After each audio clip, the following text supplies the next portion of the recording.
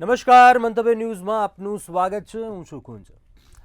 આજે ગૃહ રાજ્યમંત્રી હર્ષ સંઘવીની મહત્વપૂર્ણ બેઠક મળી. આ બેઠકમાં કાયદો વ્યવસ્થાની સ્થિતિ પર સમીક્ષા કરવામાં આવી. બેઠકમાં આઈજી, સીપી, એસપી સહિતના અધિકારીઓ હાજર રહ્યા. રાજ્યના ડીજીપી વિકાસ સહાયને પણ કડક પગલાં લેવાનો આદેશ કરાયો. હવે જે કાયદો હાથમાં લેશે તેની ખેર નથી તેવો આદેશ આપવામાં આવ્યો છે. આ પહેલા રાજ્યના પોલીસ વડા દ્વારા આદેશ કરવામાં આવ્યો હતો. કેટલાક કલાકો આપવામાં આવ્યા અને લિસ્ટ બનાવવામાં આવ્યું. જે અસામાજિક તત્વો છે તેમનું લિસ્ટ તૈયાર કરવામાં આવે. જે ટપોરીઓ છે, લુખાઓ છે, તેમની સામે કડક કાર્યવાહી કરવામાં આવે.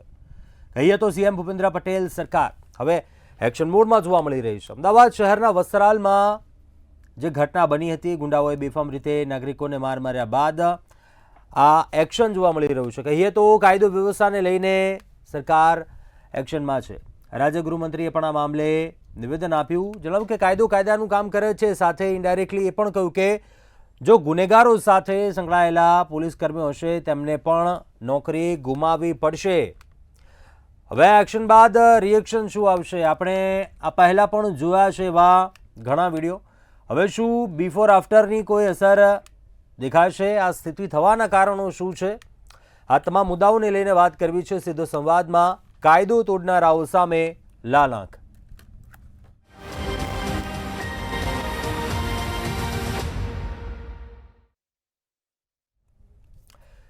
તો આ જ મુદ્દા પર ચર્ચા કરવા માટે આપણી સાથે જોડાયા છે પ્રફુલભાઈ ત્રિવેદી, મંતવ્ય ન્યૂઝના એસોસિએટ એડિટર છે, અને નિલેશભાઈ સોલંકી, બીજેપી નેતા છે. આ બંનેનું સ્વાગત છે. પ્રફુલભાઈ, સૌપ્રથમ વાત કરીએ. ગૃહ રાજ્યમંત્રી બેઠક લે છે. રાજ્યના પોલીસ વડા દ્વારા આદેશ આપવામાં આવે છે અસામાજિક તત્વો છે તેમનું લિસ્ટ તૈયાર કરો, અને હવે જો કાયદો તોડ્યો તેમની ખેર નથી. જે પ્રકારની કાર્યવાહી થઈ રહી છે છેલ્લા પાછલા કેટલાક દિવસોથી આપણે જોઈએ છે, કઈ રીતે જોઈ રહ્યા છો? કુંજ, જ્યારે હોળી ધૂળેટીનો રંગોત્સવ લોકો મનાવી રહ્યા હતા અને એ ગાળામાં જ અને આસપાસના 2-5 દિવસ ગણો તો ગુનાખોરીની એટલી બધી ક્રમબદ્ધ ઘટનાઓ બની કે પોલીસ તંત્ર પણ સજાગ થઈ ગયું અને રાજ્ય સરકાર પણ એનાથી સજાગ થઈ ગઈ કે ભાઈ આપણે જેને શાંત ગુજરાત કહીએ છીએ આ ગુજરાત છે, જેને આપણે સમૃદ્ધ ગુજરાત કહીએ છીએ આ ગુજરાત છે, જેને આપણે સુશિક્ષિત ગુજરાત કહીએ છીએ એ આ ગુજરાત છે, ભાજપની ટર્મિનોલોજીમાં જેને આપણે મોડેલ સ્ટેટ કહીએ છીએ એ આ સ્ટેટ છે. આ બહુ મોટા પ્રશ્નો ઊભા થઈ ગયા. ઉપરી એટલી બધી કાયદો તોડનારી ઘટનાઓ બની અને પણ સરી આમ તમે કોઈ બીજા રાજ્યના દ્રશ્યો જોતા હોય એવા દ્રશ્યો તમને વસ્ત્રાલના જે રોડ હાઈજેક કર્યો, 2 ગેંગના પોતાના અંગત અદાવત હતી જૂની, અને બીજી ગેંગને શોધવા માટે નીકળ્યા, ના મળી એટલે પછી જાવ ચડાવો સૂલિયા જાડા નરને જોઈ એમ જે સામે મળ્યા એ વાહન ચાલકો ઉપર એ લોકો હુમલા કરવા માંડ્યા. આ તો કેવા પ્રકારનું જંગલ રાજ છે એ બહુ મોટો પ્રશ્ન ઊભો થાય છે. આજે કોઈ પતિ પત્ની અને બાળક જો કારમાં જતા હોય અને એના કાર ઉપર કોઈ લાકડી પછાડે તો એ બાળકના મન ઉપર એટલી ગંભીર એની અસર થતી હોય છે કે રાત્રે ઝબકીને જાગી જતા હોય છે ને તાવ આવી જતો હોય છે. આવી ઘટનાઓ ગુજરાતમાં કઈ રીતે ચાલે કે જેને આપણે ગાંધીજીનું ગુજરાત કહીએ છીએ, સરદાર વલ્લભભાઈ પટેલનું ગુજરાત કહીએ છીએ. એટલે જે ગુનાખોરીએ માજા મૂકી, વસ્ત્રાલની ઘટના બની, વડોદરામાં પહેલાં રક્ષિત ચોરસિયાએ 8 જણને ઉડાડ્યા, જેમાં એક મહિલાનું મૃત્યુ થયું. એ જ દિવસે દહેગામ રોડ ઉપર એક પીધેલા જે પટેલ હતા, એમણે દેવાંગ પટેલ એવું કંઈ નામ છે, દિશાંત પટેલે પાછળથી કાર અથડાવી અને અલ્ટો કાર છે એ રોડ ડિવાઈડર કૂદી સામે ગઈને બસની અડફેટે આવી ગઈને પતિ પત્નીના મોત થયા. એટલી બધી ક્રમબદ્ધ ઘટનાઓ બની. આજ ગોંડલની ઘટના બની, રાજકોટ જૂનાગઢમાં પણ મારામારી થઈ છે, જૂનાગઢમાં તો કોઈ કોર્પોરેટરના પુત્રએ મારામારી કરી છે. આ બધી જ ઘટનાઓ તમે, અને સૌથી ઘૃણાસ્પદ ઘટના બની ધંધુકાની હોસ્ટેલની કે એક સગીર વયના બાળક સાથે જે કાંઈ બન્યું, બીજા સગીર વિદ્યાર્થી હોય એ અહીં કેમેરા સામે વર્ણવી ના શકાય એવું બન્યું હતું. એટલે આ બધી ઘટનાઓ જોતા પોલીસ વડા જે વિકાસ સહાય છે એમણે તમામ કમિશનર, રેન્જ આઈજી, પોલીસ અધિક્ષક એ લોકોની વિડીયો કોન્ફરન્સ ગઈકાલે કરી અને ચોક્કસ પ્રકારની સૂચનાઓ આપી કે તમારા તાબા નીચેના જેટલા પોલીસ સ્ટેશનો છે એ જે વિસ્તારના છે વિસ્તારોમાં જેટલા અસામાજિક તત્વો, ગુંડાગીરી કરનારા તત્વો, ગુંડાગીરી કરનારી ગેંગ, એનું લિસ્ટ તૈયાર કરો અને 100 કલાકની અંદર લિસ્ટ તૈયાર હોવું જોઈએ. અને પાસા અને તડીપાર જેવા જે શિક્ષાત્મક કડક પગલાં છે, કડક પગલાં જરૂર પડે ત્યાં લેવા જોઈએ તો એ લેવાના છે. એટલે ત્યારબાદ આજે મુખ્યમંત્રી શ્રી ભૂપેન્દ્રભાઈ પટેલના માર્ગદર્શનમાં રાજ્ય ગૃહમંત્રી હર્ષ સંઘવીએ પણ મિટિંગ લીધી, પ્રેસ કોન્ફરન્સ પણ કરી અને એમણે તો એમ પણ કહ્યું કે જે પોલીસ સ્ટેશનની નીચે ગુનાઓ બનશે તો એ પોલીસ કર્મચારીઓનો પણ હિસાબ માગવામાં આવશે અને અમે કાયદામાં રહેશે તો ફાયદામાં રહેશે, એમના જે સ્લોગન છે એને આસપાસની ઘણી બધી વાતો એમણે કરી. હવે વિકાસ સહાય બહુ પ્રામાણિક અને કર્મઠ અધિકારી છે. એમણે સૂચના આપી. ત્યારબાદ સુરતની અંદર, અમદાવાદની અંદર, વડોદરાની અંદર જે મહાનગરો છે ત્યાંની પોલીસ છે એ સક્રિય થઈ ગઈ છે. જ્યાં તમે જુઓ તો સુરતની અંદર નાઇટ કોમ્બિંગ પણ કર્યું છે અને ત્યાંના જે ગુનેગારો છે એ લગભગ 500થી વધારે ગુનેગારો છે એની યાદી તૈયાર કરી છે. હિસ્ટ્રી શીટર છે, 9 જેટલી ગેંગ, એના જે ડેન્જરસ પર્સન છે એની યાદી તૈયાર કરી છે અને એ લોકોના ઘરોની અંદર પણ રાત્રે કોમ્બિંગ કર્યું છે. અમદાવાદ પોલીસે 25 જેટલી ગેંગ અને લગભગ 1300 જેટલા જે ગુનેગારો છે એની યાદી તૈયાર કરી છે અને વડોદરાની અંદર પણ આ જ પ્રકારની કાર્યવાહી શરૂ થઈ છે. આ આપણે ગેંગના નામ સાંભળીએ ને તો પણ કેટલીક ગેંગના નામ તો એવા હાસ્યાસ્પદ હોય છે. ભૂતકાળમાં તો કાળી બિલ્લી, ધોળી બિલ્લી આવા નામો હતા, આ ગેંગોના નામો. આજે અમદાવાદમાંથી જે 25 ગેંગના જે નામો છે એ પૈકી હું થોડા જો કહું તો એમાં લાકડા ગેંગ છે, ફ્રેક્ચર ગેંગ છે. આ ગેંગ માત્ર ફ્રેક્ચર જ કરે છે, કોઈનું મૃત્યુ ના નિપજાવે, ફ્રેક્ચર કરીને જતી રહે. કપ્તાન gang, Kallu gang, Marwadi gang, Satya gang, એક ગેંગનું નામ છે કાચિંડા gang, Kalla gang, Ghetiya gang અને 2 ગેંગો એવી છે કે અનામી છે. વડોદરામાં તમે જુઓ તો બિચ્છુ ગેંગ છે, બીજું કાસમ આલા ગેંગ છે અને એક શીખ લીગર ગેંગ છે. સુરતમાં પણ આવી ગેંગો છે. આસિફ ટમેટા ગેંગ, હવે ટમેટા શેને કારણે છે એ જાણે. લાલુ જાલિમ ગેંગ, અશરફ નાગોરી ગેંગ, રજ્જુ કોઠારી ગેંગ, વિપુલ Gajipura gang, Rahul apartment gang, બેટી ગેંગ. હવે બેટી ગેંગ શું છે? મિંડી ગેંગ અને સૂરજ કાલિયા ગેંગ, આવી બધી ગેંગોના નામો છે. આ તમે જુઓ કે આમાં કેવા કેવા અસામાજિક તત્વો હશે. હવે ગેંગ ઊભી કઈ રીતે થાય છે કે જે અસામાજિક પ્રવૃત્તિની માનસિકતા ધરાવતા લોકોનું એક જૂથ ભેગું થાય અને એમાંથી એક ગેંગ ક્રિએટ કરે અને એનો એ જે સૌથી માથાભારે માણસ હોય એને મુખિયા તરીકે નક્કી કરવામાં આવે અને મુખિયાને કાર્યપદ્ધતિ નીચે આખી ગેંગ છે એ એક ઓર્ગેનાઇઝ રીતે સક્રિય થયા. એક પ્રકારનું ઓર્ગેનાઇઝ ક્રાઇમ છે, સામૂહિક રીતે થતા ક્રાઇમ છે આ બધા. અને આ ગેંગ છે એને પોષે છે કોણ?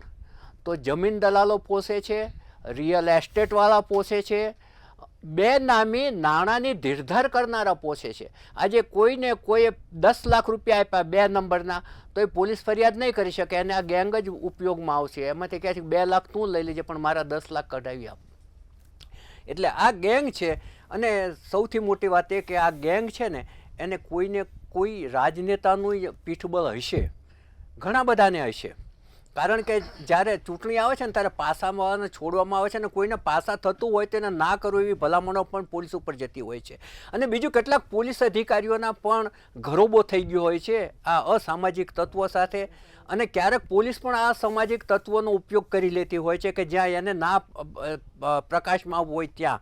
એટલે આ તારું મારું સૈયારું એ પ્રકારની આખી તે એક ઓર્ગેનાઇઝ ક્રાઇમ ઊભો થયો છે. સારું છે આજે હર્ષ સંઘવીએ આની સામે લાલ બત્તી ધરી છે. કે આ ગુજરાત છે એ શાંતિપ્રિય ગુજરાત છે, આ ગુજરાતની અંદર આ નહીં ચાલે એવું જે એમણે સિગ્નલ આપ્યું છે, ઈચ્છીએ કે શેઠની શિખામણ ઝાંપા સુધી ના હોય. નિલેશભાઈ, આપને પ્રશ્ન કરવા માંગુ છું. આ ગેંગોનું લિસ્ટ છે એ તો લાંબુ છે, પરંતુ કાયદો વ્યવસ્થા જાળવવાની વાત આવે, બિફોર આફ્ટરના વિડીયો ઘણા સમયથી જોતા આવ્યા છે, પરંતુ શું જે ચેન્જીસ લાવવા માંગીએ છે આવશે એ સ્થિતિ જોવા મળશે? કેમ કે આ લિસ્ટ તો લાંબુ અત્યારથી જ જોવા મળી રહ્યું છે. કુંજભાઈ, મંતવ્યનું અભિનંદન પાઠવું છું કે આપ વારંવાર જે સામાન્ય નાગરિકોને જે પ્રસ્તાવ હોય એ વિષય સરકાર સમક્ષ મૂકો છો અને તે પ્રેક્ષક મિત્રો સામે પણ મૂકો છો. આપનો વિષય બહુ જ સારો છે કે કાયદો તોડનાર સામે લાલ આંખ.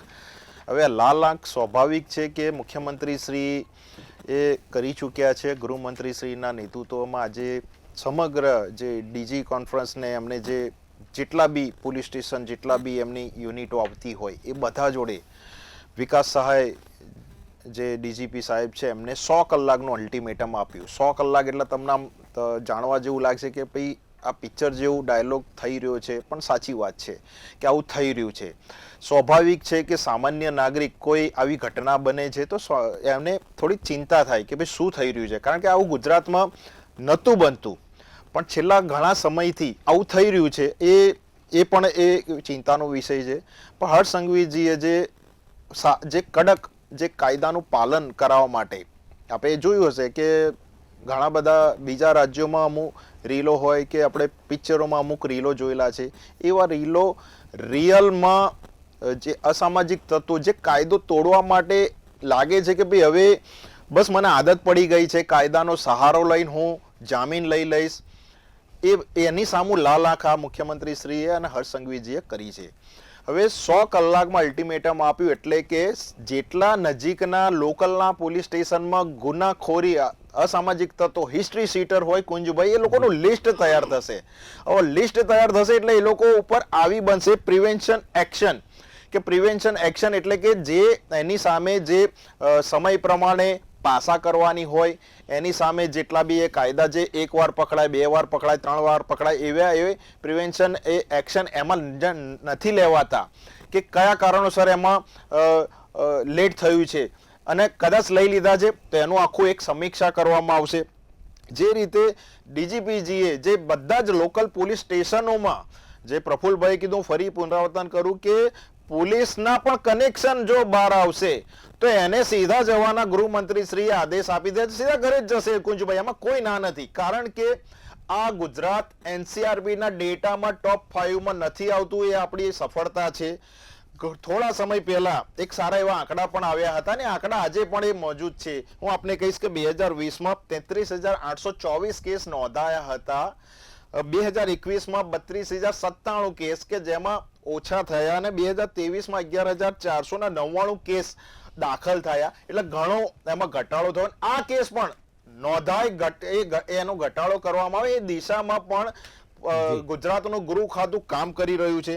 જેમાં 550 આરોપી જે શરીર સંબંધી જે કહેવાય એનો ડેટા બહાર આવ્યો છે, 450 બુટલેગરોનો પણ ડેટા બહાર આવ્યો છે. એટલે હવે અસામાજિક તત્વોને કદાચ હવે સપનું આવશે કે ભાઈ હું કંઈક આ કરીશ તો હવે ગુજરાતની પોલીસનો જે દંડો છે એ તમે જોઈ રહ્યા છો કે છેલ્લા 48 કલાકમાં જે વિડીયો આવે છે, જે લોકો ટીકા કરતા હતા આજે વિધાનસભામાં પણ ટીકા કરી છે કે ભાઈ સરકાર અસફળ છે, મુખ્યમંત્રી શ્રી અસફળ છે, ગૃહમંત્રી શ્રી અસફળ છે, તો આજે વિડીયો જ બતાવે છે. અને એ સામાન્ય જનતા માટે છે, કોઈ વિપક્ષના અમે ખુશ નથી કરવા માંગતા, પણ સામાન્ય જનતામાં જે વિશ્વાસ થોડો ઓછો થયો હોય, આજે પણ ગુજરાત સુરક્ષિત છે.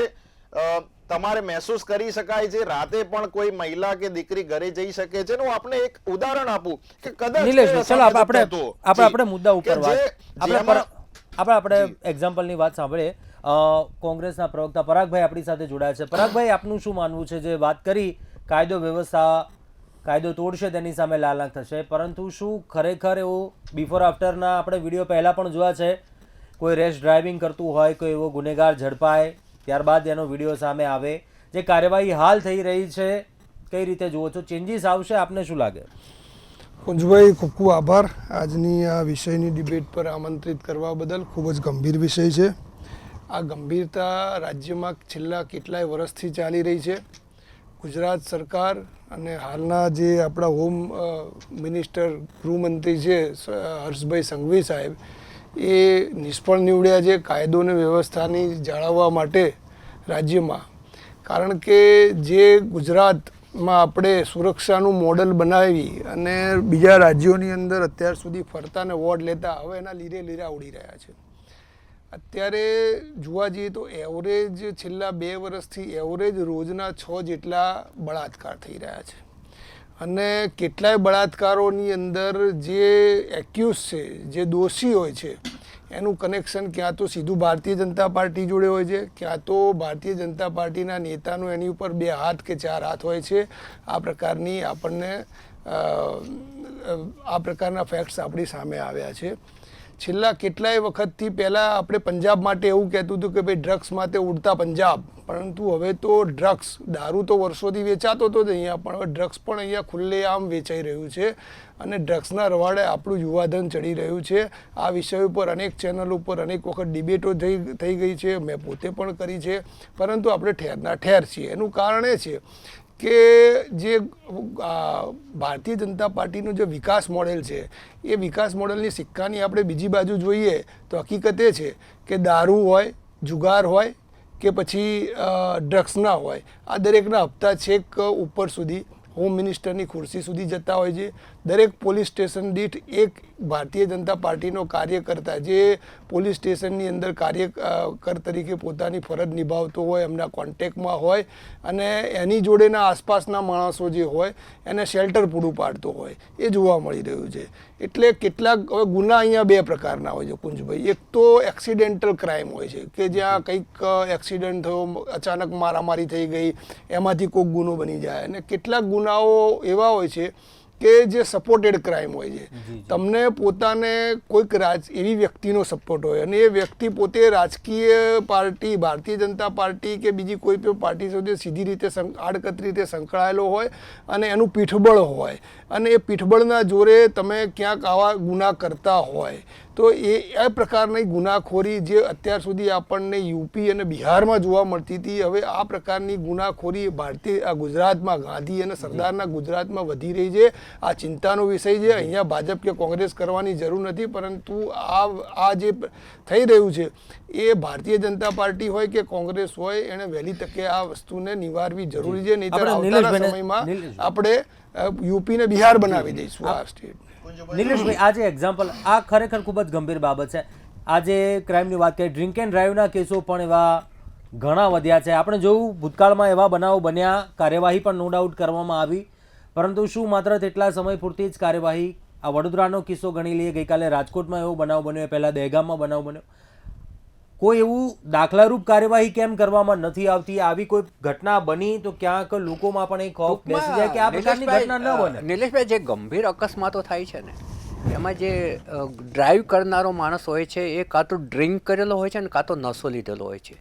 જે રક્ષિત ચોરસિયા છે જેણે વડોદરામાં કર્યું એને કંઈક ડ્રગ્સ લીધેલું હતું, જ્યારે દહેગામ પાસે આ જે દિશાંત પટેલે કર્યું એણે ડ્રિંક કરેલું હતું. હવે જો માણસ બેફામ ગાડી ચલાવીને ઘરે પહોંચી જાય તો કોઈને ખબર નથી પડતી કે ડ્રિંક કરીને ગાડી ચલાવતો હતો. એક્સિડન્ટ થાય ત્યારે જ આપણને ખબર પડે છે. તો નશાની હાલતમાં કે ડ્રિંકની હાલતમાં લોકો કાર ચલાવવાની હિંમત કઈ રીતે કરે છે? કુંજભાઈ, તમે કહ્યું કે દાખલા રૂપી, અને બીજું એ આવે છે ક્યાંથી? જી, તમે કહ્યું કે દાખલા રૂપી એવું ક્યારે કામ કરવામાં આવે, તો આપને ખ્યાલ છે કે સમગ્ર ગુજરાતમાં વિસ્મય શાહનો જે કેસ થયો હતો કે જેના ફાધર બધી જ રીતે આર્થિક રીતે પણ મજબૂત હતા, પણ આ ગુજરાત પોલીસે અને કોર્ટે પણ એની સંવેદના વ્યક્ત કરી અને પૂરેપૂરા એના દિવસો એને જે સજાનો ભાગ હતો ને પોતે એ સજાને ભોગવીને બહાર આવ્યો. અતુલ બેકરી, જે અતુલ બેકરીનું બ્રાન્ડ પણ જોયું છે, એ અતુલ બેકરીના માલિકને પણ એ સજા રૂપે થઈ, કોઈને નહીં. આ અસામાજિક તત્વોને પોલીસ વિભાગ એવી સારી એવી ચાર્જશીટ દાખલ કરે છે. હું આપને સુરતનો એક કિસ્સો બતાવું કે જેમાં એક મહિલા એક ગેંગ રેપ થયો હતો અને જેમાં ઇતિહાસ ગુજરાત પ્રથમ છે કે 15 દિવસમાં 130 દિવસમાં કે માફ કરજો કે ટ્રાયલ કોર્ટમાં 130 જે કહેવાય કે દીકરીને અત્યાર સુધીના જે ન્યાયો મળ્યા છે અને એમાં 15 દિવસનો એક આ કેસમાં જે 3000ની ચાર્જશીટ દાખલ કરવામાં આવી અને 15 દિવસમાં એને જીવે ત્યાં સુધી પોક્સોની કલમ લગાવીને એને એ સજા કરવામાં આપી. બીજી વસ્તુ કે જેમાં ભારતીય ન્યાય સંહિતા અનુસાર જે 3940 જે ફ્રીઝ થયેલા હતા કે જે લોકોને કોઈ આર્થિક રીતે થયા તે ફ્રીઝ થયેલા 25 કરોડ નાણાં જનતાને પાછા મળ્યા છે. મારા પરમ મિત્રએ કહ્યું કે ભાઈ હર્ષ સંઘવી સુધી હપ્તા જાય છે એટલા સીધું એમને આક્ષેપ કર્યા, પણ આજે વિધાનસભાના ફ્લોર ઉપર, ગુજરાતની વિધાનસભાના ફ્લોર ઉપર અમિત ચાવડા હોય કે ઇમરાન ખેડાવાલા હોય એને પોલીસના એક્શનના વખાણ કર્યા. તો આ પ્રવક્તા કઈ રીતે પર્સનલી એમને જાય છે એ પોતે જોઈ લે, કારણ કે એમના જ દિગ્ગજ નેતાઓ જો કહેતા હોય કે પોલીસ એક્શન લઈ રહી છે, અમને સંતોષ છે, તો એ હપ્તા ક્યાંથી લાવે, શું આપે, તો પર્સનલી એ અલગથી જવાબ આપે. યુપી બિહાર કોંગ્રેસના પ્રવક્તા ઉદાહરણ આપે છે, ભાઈ યુપીમાં તમે જોઈ લો કે યોગીજીનું નામ પડે છે ને તો ત્યાં તમે કામ નથી કરી શક્યા, તમારી પોતાની સીટો નથી લાવી શક્યા, પણ ત્યાં જે સમાજવાદી પાર્ટી અને બીજી પાર્ટીઓએ જે ત્યાં જે જનતાનો જીવું હરામ કરી કાઢ્યું હતું ને આજે ત્યાં જુઓ કે યોગીજીને લોકો માની રહ્યા છે. એ જ રીતે દાદાના બુલડોઝરમાં તમે જુઓ કે જે અસામાજિક તત્વો જે આવે છે એમનું ઘર ઇનલીગલ છે તો દાદાના બુલડોઝરમાં ડીઝલ પણ નથી ખૂટતું. એ જ રીતે હર્ષ સંઘવીજી પોલીસ વિભાગનો દંડો જે ચલાવી રહ્યા છે આ માત્ર ને માત્ર સામાન્ય જનતા માટે કરી રહ્યા છે. વિપક્ષ તો હવે પેલું રીંગણા જેવું છે કે આમ જશે એટલે આપણે એમાં નથી જવું, પણ આપણે કહું કે તમે કોઈ આક્ષેપ કરો છો તો આક્ષેપની પાછળ તો તમે કઈ એને તથ્ય આપો. આપણે આશા એ જ રાખીએ આપણે એક્ઝામ્પલ ક્રાઇમની રીતે અન્ય રાજ્યો સાથે સરખામણી ન કરવી પડે. આપણું નિવેદન છે કે વરઘોડા તમે ના કાઢો, સરઘસ ના કાઢો, આવું નિવેદન છે, પબ્લિક મીડિયાના ડોમેનમાં છે, પણ જ્યારે આ સામાજિક તત્વોને તમે એ રીતે એને એક્શન નથી લેતા, આ પ્રિવેન્શન એક્શન ઉપર 100 કલાકનું અલ્ટિમેટમ જો ડીજી સાહેબ આપતા હોય ને તો એક ગંભીર ચેતવણી હોય અસામાજિક તત્વોને અને સરકાર આમાં તમારે જો આક્ષેપ કરવા જે પત્રવાળો છે અને ગૃહમંત્રીને આક્ષેપ કર્યા છે જેવા તો આ પ્રવક્તા સાબિત કરે એમના નેતા સાચા છે કે આ પ્રવક્તા સાચા છે, કારણ કે ગૃહમંત્રી ઉપર તમે કોઈ તથ્ય સાથે જો આરોપ લગાવો છો તો ભાઈ તકલીફમાં આવશો.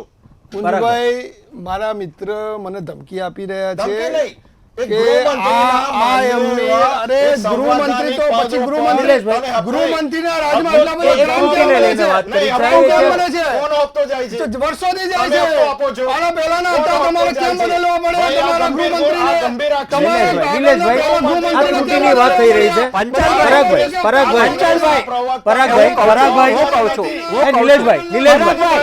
પરાગભાઈ આ કોઈ ત્રુટિ પર્સનલી વાત જ નથી.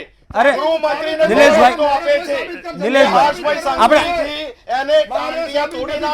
આપણે સાંભળી લઈએ ને પરાગભાઈ અને જો પરાગભાઈ ખોટા પડશે તો એમની સામે એક્શન લેવાશે લીગલી. હું કહું છું પરાગભાઈ ધમકી નથી આપતો, કારણ કે તમે ગૃહમંત્રી આપતા લેવા માટે બોલ્યા છો, તમે ગૃહમંત્રી આપતા લેવા ભૂલ્યા છો. આપણે મુદ્દા ઉપર પાછા આવીએ.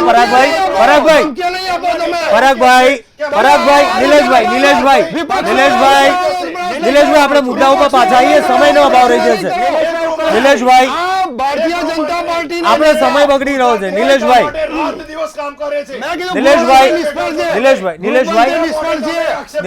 ગૃહમંત્રી નિષ્ફળ છે એમ કીધું અને દરેક જગ્યાએ જાય છે. એક ક્લિપ ફરી વાયરલ કરો, ફરી બતાવો. લેવા માટે અમને આક્ષેપ કર્યા દરેક પોલીસ સ્ટેશનમાંથી વર્ષોથી આગળના ગૃહમંત્રીને તમારે લેવા પડે. આપણે સાંભળી લઈએ, આપણે સમય જઈ રહ્યો છે. નિલેશભાઈ આપણે સમય આપીએ એમને બોલવા તો પરાગભાઈ અરે પરાગભાઈ પર્સનલી જવાની વાત નથી, કોઈ ત્રુટિની વાત રહી ગઈ હોય એ પ્રકારે જણાવવા. પરાગભાઈ ક્લેરિફિકેશન કરી.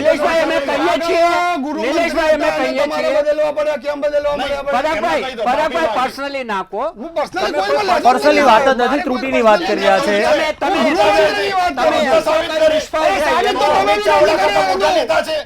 ત્રુટિની વાત સંતોષ કરતા હોય ચાલો. કે ભાઈ અમને ગુજરાત પોલીસ હું પોલીસ કાયદાની વાત જ નથી કરતો. ચાલો આપણે સમયનો બગડી રહ્યો છે આપણે પરાગભાઈ હવે આપણે સમય બગડી રહ્યો છે. પ્રફુલભાઈ આપને શું લાગે? બોલતા આપણને ના ભાવતું હોય અરે આપણે સમય બગડી રહ્યો છે.